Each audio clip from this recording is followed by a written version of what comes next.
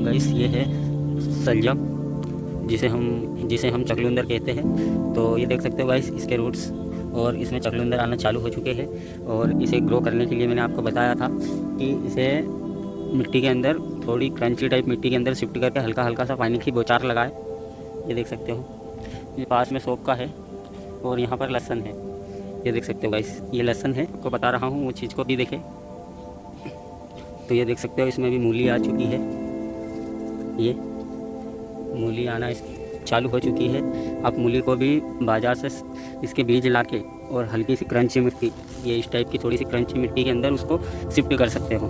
तो उससे मैक्सिमम 1 से 2 महीने के अंदर आपकी मूली आना चालू हो जाएगी। और ये देख सकते हो छोटा सा पैकेट है, 50-60 रुपये का आएगा।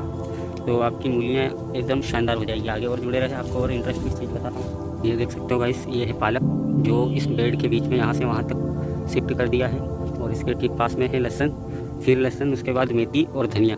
और ये पपीता, ये फार्म हाउस पपीता भी बहुत शानदार ग्रो हुई है। आप मेरे चैनल से जुड़े रहोगे तो मैं आपको बहुत ही ज़्यादा फास्ट ग्रो करने के फल फ्रूट और वेजिटेबल सब्जियों के लिए मैं आपको बताते रहूँगा। आप देखिए, ये देखिए, ये है मेथी और पास में धनिया है, और इधर फूल गोभी है, वो भी देखिए। इन दोनों के बीच में अदरक भी डली हुई है। और वेजिटेबल सब्जियों कैसे ग्रो की जाती है मैं आपको जानकारियाँ देते रहता हूँ। तो आप चैनल से जुड़े रहे गाइस, चैनल को सब्सक्राइब कर ले।